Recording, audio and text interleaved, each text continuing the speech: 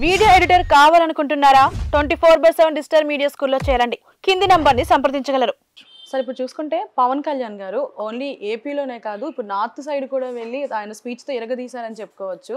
And అలాగే ఆయన getup కూడా మంచిగా యాప్ట్ అయిందని చెప్పేసి అంటున్నారు. దీని గురించి ఏం మాట్లాడతారు?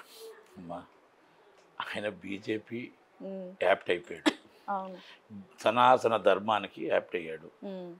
ఆయన ఎట్టి పరిస్థితుల్లో బీజేపీ వాళ్ళు ముఖ్యమంత్రి, ఎప్పుడైనా బీజేపీ వాళ్ళు ముఖ్యమంత్రి, సెంట్రల్ మినిస్టర్ అవుతాడా, బీజేపీ వాళ్ళు ముఖ్యమంత్రి అవుతారా, ఏమవుతారా, is one of these party బాగా దగ్గరగా లీడర్, అది చెప్పుకోవచ్చు, దాంట్లో నో డౌట్. మహారాష్ట్రలో కూడా కీలకంగా ఈయన అయ్యాడు. ఈ నియోజకవర్గాలన్నీ కూడా సీట్లు బీజేపీకి రావడానికి అవకాశం ఉన్నట్టు అంచనాలు ఉన్నాయి. ఓకే, కానీ ఏది ఏమైనా ఒకవేళ మహారాష్ట్రలో కానీ వీళ్ళ గవర్నమెంట్ వస్తే, బీజేపీ గవర్నమెంట్ వస్తే దానికి కీలకం పవన్ కళ్యాణ్ గారు అవుతారు. ఎందుకంటే 35 నియోజకవర్గాలు ఈయనే కీలకం అవుతాడు ఒకవేళ వస్తే. ఒకవేళ రేవంత్ రెడ్డి గారు స్పీచ్ విని వస్తే ఆయన కీలకం అవుతాడు.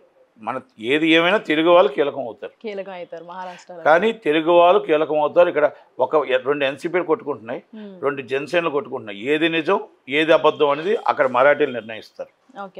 కనుక కాంగ్రెస్ ఒకటే కాంగ్రెస్ కాబట్టి కాంగ్రెస్కి ఆటోమేటిక్గా ఎప్పుడు ఓటు బ్యాంక్ ఉంటుంది, బీజేపీకి ఓటు బ్యాంక్ ఉంటుంది.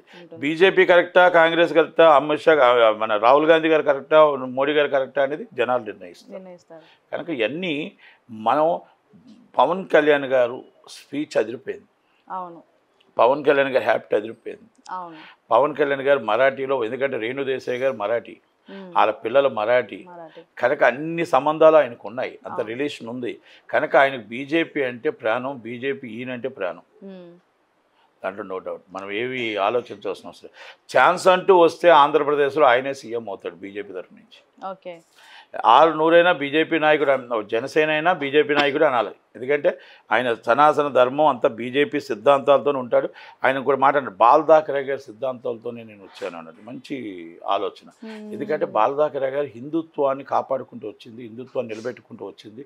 హిందూ అంటే గర్వంగా చెప్పుకొని బాల్దాకరే గారు అని చెప్పుకునే గర్వంగా చెప్పుకోవచ్చు. మరాఠీస్కి యోధుడు, మరాఠీ యోధుడు సత్పవర్ గారు ఉన్నారు, ఆయనే ఉన్నాడు. ఎందుకంటే ఒక డిఫరెంట్, మహారాష్ట్ర ఒక డిఫరెంట్ ఉంటుంది.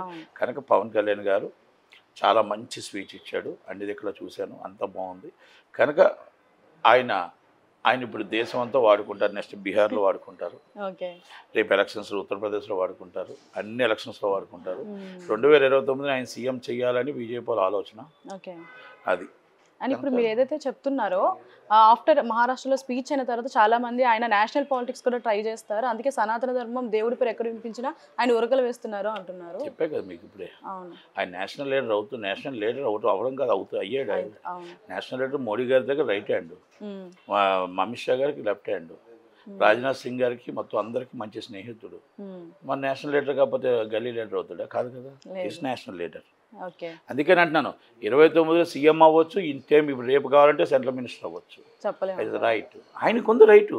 ఆయన నాకు సెంట్రల్ మినిస్టర్ వద్దు అనుకుంటున్నాడు, కానీ ఆయన డిప్యూటీ సీఎం కావాలనుకుంటున్నాడు. ఆయన సెంట్రల్ మినిస్టర్ కావాలనుకుంటే ఇమ్మీడియట్లీ ఆయన సెంట్రల్ మినిస్టర్ ఇస్తారు. వాళ్ళ బ్రదర్కి ఇస్తారు, చిరంజీవి గారికి ఇస్తానంటే వద్దన్నారు కదా. చిరంజీవి గారు రాజకీయాలకు వద్దన్నారు, కానీ ఆయన వద్దన్నాడు కదా. అంటే చెప్తున్నా, అంటే నిబద్ధత.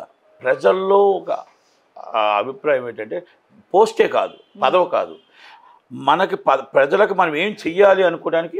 మీకు మన ఉదాహరణగా ఆయన మాట్లాడిన మాటలు సోషల్ మీడియా మీద, గవర్నమెంట్ మీద మాట్లాడాడు. ఎందుకంటే ఇది కరెక్ట్ కాదు, మీరు అనిత గారు గట్టిగా చర్య తీసుకోండి ప్లీజ్. ల్యాండ్ ఆర్డర్ మనం ల్యాండ్ ఆర్డర్ అనేది ఇంపార్టెంట్, గవర్నమెంట్కి చాలా ఇంపార్టెంట్, అర్థం చేసుకోండి అని మాట్లాడాడు. అంటే లాను కూడా ఇంటర్నల్గా మాట్లాడవచ్చు, పబ్లిక్ కోసం, పబ్లిక్ వచ్చిన దాన్ని చెప్పడం కోసం మాట్లాడాడు ఆయన. అంతే, ఆయనకి ఏదో, లేకపోతే చంద్రబాబు నాయుడుకి ఫోన్ చేసి చెప్పలేడా? చంద్రబాబు నాయుడు గారు ఫోన్ చేసి చెప్తే ఆయన పర్సనల్ అవుతుంది, పబ్లిక్ చెప్తే ప్రజల కోసం అవుతుంది. అందుకే ప్రజల కోసం నేను గెలువెత్తుందని చెప్పేసి బయట మాట్లాడాడు. అదే పవన్ కళ్యాణ్ గారు చంద్రబాబు నాయుడుతో మాట్లాడితే ఆయన పర్సనల్ ఇష్యూ అవుతుంది.